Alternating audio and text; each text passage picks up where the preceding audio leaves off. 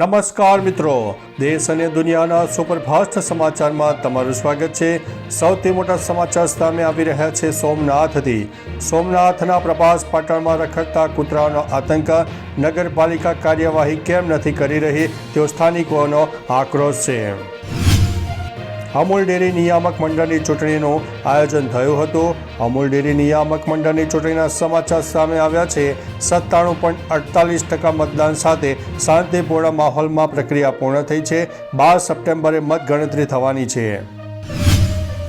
Famous cricketer અને સાંસદ યુસુફ પઠાણને ઝટકો, જમીન વિવાદ અંગે કરેલી પિટિશન હાઈકોર્ટે ફગાવી દીધી છે। અમરાવતી નદીમાં મોટી દુર્ઘટના, અંકલેશ્વરના સાળંગપુર નજીક અમરાવતી નદીમાં મોટી દુર્ઘટના ઘટી છે। 4માંથી 1 કિસ્સો લાપતા છે, તેની શોધખોળ ચાલુ છે। અમદાવાદમાં પોળવા સચવાયો છે 400 વર્ષ જૂનો રમકડાનો ખજાનો। અવનવા રમકડા જોઈને આપણે પણ આશ્ચર્યચકિત થઈ જઈએ છીએ। પાટીદાર નેતા અને પોલીસ વચ્ચે ઘર્ષણના દ્રશ્યો અત્યારે સામે આવ્યા છે। સુરતમાં વરાછામાં ગણેશ પંડાલમાં પાટીદાર નેતા અને પોલીસ વચ્ચે ઘર્ષણના દ્રશ્યો સામે આવ્યા છે। સુરતમાં રત્ન કલાકારોને શિક્ષણ સહાય માટે હેરાન થઈ રહ્યા છે। કલેક્ટર કચેરીએ જઈને આવેદનપત્ર સુપરત કર્યું છે। કારખાના ધારામાં ગુજરાત સુધારા વિધેયક 2025 વિધાનસભા ગૃહમાં રજૂ કરાયું। કામદારોને મળશે 3 દિવસની રજાનો લાભ।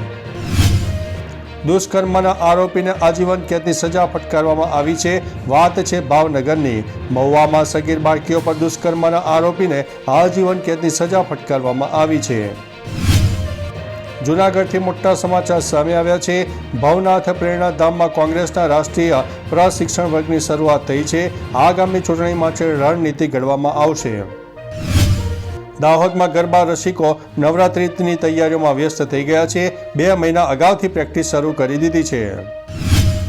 ચોટીલાથી મોટા સમાચાર સામે આવ્યા છે। સુરઈમાં ડમ્પિંગ કરતી કેમિકલ કંપનીને સીલ મારવામાં આવ્યો। સ્થાનિક રહેવાસીઓને શ્વાસ લેવામાં તકલીફ પડી રહી હતી।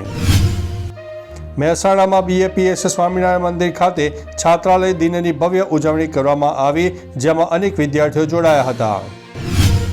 અમદાવાદથી મોટા સમાચાર સામે આવ્યા છે। નોકર મંડળની હડતાલની ચીમકી સામે આવી। અમદાવાદ મ્યુનિસિપલ કોર્પોરેશનના નોકર મંડળની માંગણીઓને લઈને આવેદનપત્ર અને હડતાલની ચીમકી આપવામાં આવી છે। દિલ્હીથી મોટા સમાચાર। દિલ્હી પોલીસે 5 આતંકવાદીઓની કરી છે ધરપકડ। IED બનાવવામાં વપરાતી હતી સામગ્રી તે પણ જપ્ત કરવામાં આવી છે। નેપાળથી મોટા સમાચાર સામે આવ્યા છે। નેપાળના તોફાનમાં કર્ફ્યુને કારણે ભારત નેપાળ મૈત્રી બસ સેવા અસ્થાયી રૂપે બંધ કરવામાં આવી છે। ટિકિટ બુકિંગ પણ બંધ કરી દેવામાં આવ્યું છે। ટ્રમ્પે ફરી એકવાર PM મોદીને પોતાના શ્રેષ્ઠ મિત્ર કહ્યા છે। વેપાર કરાર આગળ વધારવા માટે વિચારણા કરવામાં આવશે। કેરાલામાં દારૂની ખાલી બોટલ પર મળશે 20 રૂપિયા। આ રાજ્યની સરકારે શરૂ કરી દીધી છે નવી પહેલ। PM મોદી પંજાબ અને હિમાચલ પ્રદેશના પ્રવાસે જોવા મળ્યા। આપત્તિ પીડિતોને મળ્યા હતા। કેટલાકે પ્રેમમાં સરહદ પાર કરી તો કેટલાકે ઘરેલું ઝઘડાને કારણે ભારતે 67 પાકિસ્તાની કેદીઓને મુક્ત કર્યા છે। ભારત અને ઇઝરાયેલે દ્વિપક્ષીય રોકાણ સંધિ પર હસ્તાક્ષર કર્યા। રોકાણને હવે વેગ મળવાનો છે। વિધાનસભા ચોમાસુ સત્રનો અંતિમ દિવસ જોવા મળ્યો। શાસક પક્ષ અને વિપક્ષ વચ્ચે ઉગ્ર ચર્ચાઓ જામી હતી।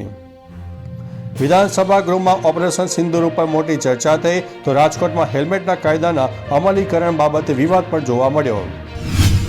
સુશીલા કાર્કી નેપાળના વચગાળાના વડાપ્રધાન બનશે।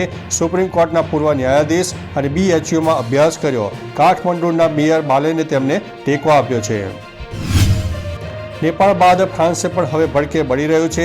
સરકાર સામે પ્રદર્શન, 1 લાખ લોકો રસ્તા પર ઉતર્યા। ઘણી જગ્યાએ આગ ચંપી। 80,000 પોલીસ કર્મીઓ તૈનાત થયા। 200 પ્રદર્શનકારીઓની ધરપકડ કરવામાં આવી છે। રાયબરેલીમાં રાહુલ ગાંધીનો કાફલો રોકવામાં આવ્યો। મંત્રી દિનેશસિંહ રસ્તા પર બેસી ગયા। પોલીસ અને ભાજપ કાર્યકરો વચ્ચે ધક્કામુક્કીના દ્રશ્યો સામે આવ્યા છે। ગુજરાતીઓને ટેરિફનો ડર નથી. એક મહિનામાં 2 લાખ રોકાણકારો વધ્યા છે. માર્કેટ એક્સપર્ટના મતે લોંગ ટર્મ ઇન્વેસ્ટમેન્ટની પરફેક્ટ સમય છે. એઆઈ, સોલર અને ડિફેન્સમાં મોટી તકો જોવા મળી છે. તો ચાલો મિત્રો, ફરીથી દેશ અને દુનિયાના સુપરફાસ્ટ સમાચાર લઈને મળતા રહીશું. ત્યાં સુધી અમને રજા આપશો. નમસ્તે.